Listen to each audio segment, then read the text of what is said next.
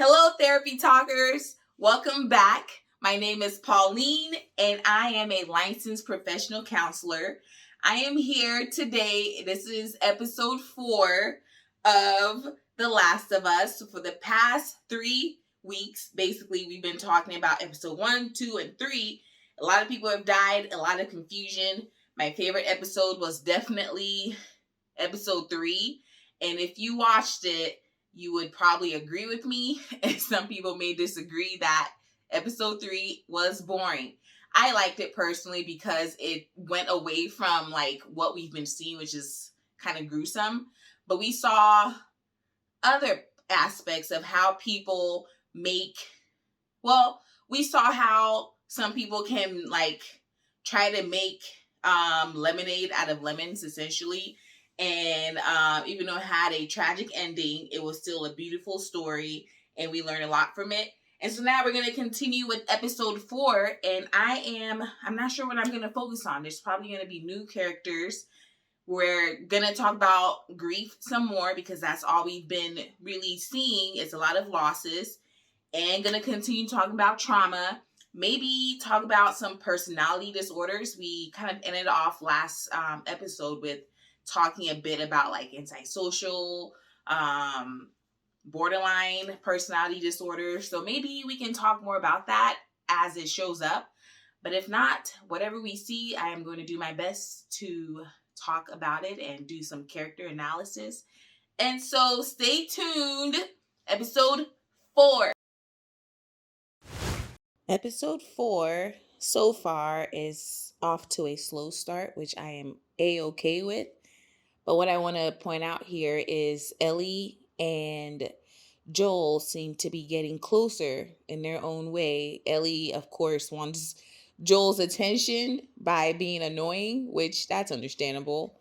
And Joel, although he looks bothered, is also interested and kind of gives her what she needs and then shoves her off in his own special way. But I wanted to bring that up, that they seem to be getting closer. Also, something that kind of sticks out for me is they're doing a lot of driving now since they have a truck, and they're driving around and things just seem still and quiet. And this is, of course, pandemic that's been going on for 20 plus years. But it reminded me of like 2020, how the beginnings of the pandemic was very quiet. And for those who were essential workers, you could probably relate to what I'm talking about. Things were quiet. There was no one on the road. I was never in traffic actually. And it felt very lonely just driving to work. Not a lot of people were out, and it was just really quiet. And this is what the few minutes of this episode is giving right now. Throughout this episode, we get to see Joel smile for the first time because Ellie made him smile. Kind of cute.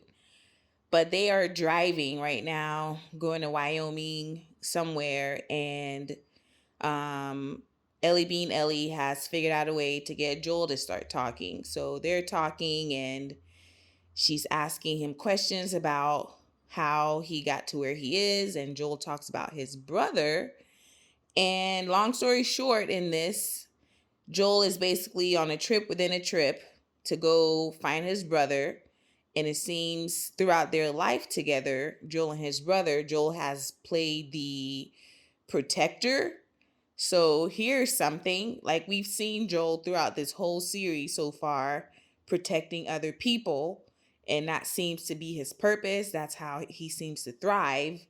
And now we have a backstory of how this started. And the way he described his brother is someone who tends to start something and end it.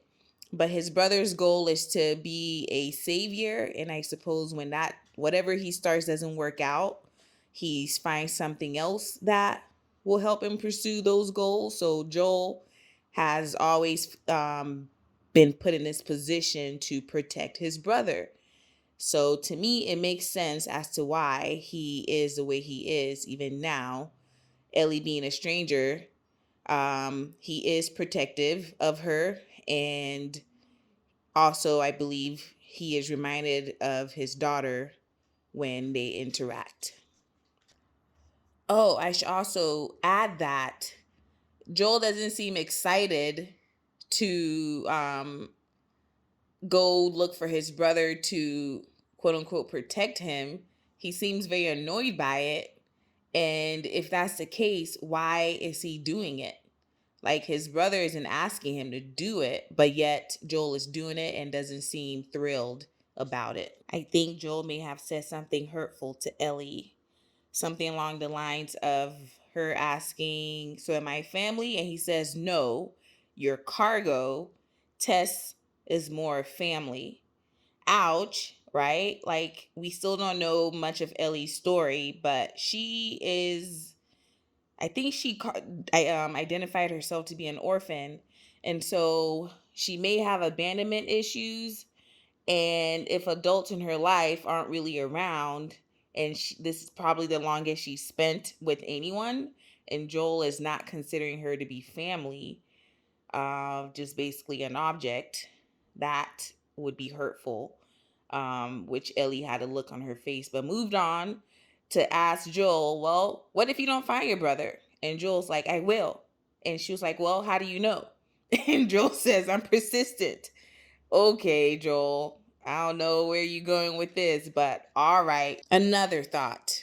Did I sound like DJ Khaled there? Another one. Um, Even though Joel considers himself to be a protector, why is he giving off savior vibes? Like, what if his brother doesn't want to be saved or protected? Like, what then? I'm curious to know what that would look like, even because right now Joel looks like he's on a mission to go rescue someone who may or may not need rescuing. And is this because this is how Joel deals with life? Rather than looking within, he looks externally to rescue others and protect others or save others, whatever Joel may consider it to be. I think it may be a bit of a distraction for him. He has some stuff that he doesn't want to talk about. Therefore, he may use helping others as a deflection. Things just escalated, and Joel and Ellie are back on foot because they got caught in some human trap. So it seems like episode 4 right now is about humans, not the infected.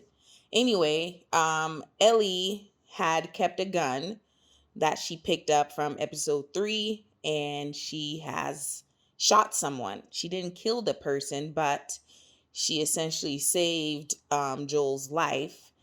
And Joel ended up finishing the job. And rather than them talking about it, of course, they are on the move. Ellie just says, I'm fine, with tears in her eyes. And Joel is just he looks like he's in shock and also angry. Like, you didn't listen to me. But at the same time, she just saved him because she didn't listen to him.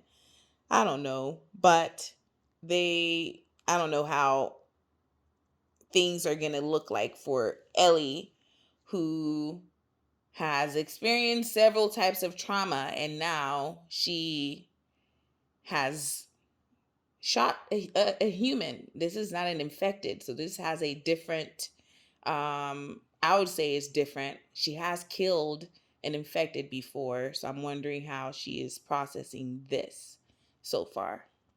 But of course, there's no time because they are on survival mode, and they got to get the heck out of Dodge, wherever they are. I think Kansas City. At this point, I don't even know what's worse: running from the infected or actual human beings who are going through it. I don't even know. But yeah, I'm kind of in shock right now. Here's a big moment. So Joel and Ellie are hiding out because humans are out and about searching for them. Anyway, Joel finds some kind of strength in him to muster up some words to say, and basically he apologizes to Ellie for having to do what she did, and basically says you're a child and you shouldn't have had to shoot someone even though you didn't kill them. It's nothing for a child to do, and you did it. And as soon as he apologized, she started crying or got teary eyed. And Joel basically went on to say that he knows what it's like to have shot someone for the first time. And I think that's a huge connecting moment, because we just dug a bit deeper into Joel's character. And then Ellie says, "Well, that was not my first time." What? And as a result, Joel then really teaches her how to hold a gun and how to shoot it, right? It's like, if you've done this before, let's do it right. And it seems like Ellie had some training, some type of military schools where um, she ran away from.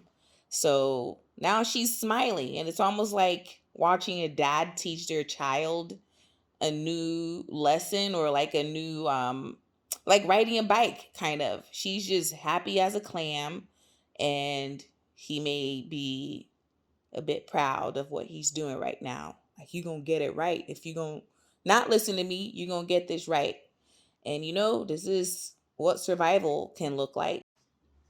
I must add, I love how reassuring Joel has been in this episode to Ellie, who is scared, of course, but doesn't show it. But he does something that any child or any human being should hear when things are rough. And Joel was reassuring to her, even though their circumstances look very scary. That put a smile on her face. Okay, so that was the end of episode 4, which was a very different take on things. We're dealing more with human beings and getting to look at what's happened to people who have not been infected. What is life like for them? And so right now, or so far, what I picked up on is basically a leader has been chosen, and usually when we're in survival mode, um, different roles get assigned automatically, and there's a leader in this pact, and everyone is following, even though the people who aren't really kind of, well, I don't know. Maybe we'll see more of these characters develop later, but it doesn't seem like some people want to follow the rules, but are following it anyway. My favorite thing about this episode, we didn't see losses, but we saw like Ellie witness someone actually die.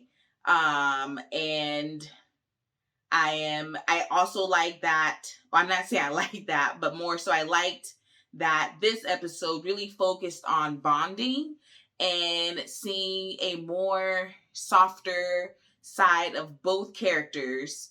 When they let their guard down, they're funny. They laugh, they smile, they ask each other questions to show that they are concerned and care, and that they're cared for. So I really enjoy that about this episode. And it seems we're gonna get introduced to 2 new characters, and I'm very excited because it's another kid. So Ellie gets to be around someone her own age. And so I will catch y'all in episode 5 of The Last of Us. And thank you so much for hanging out. And please leave me some comments so that we can discuss what we've seen. All right, take care. Bye.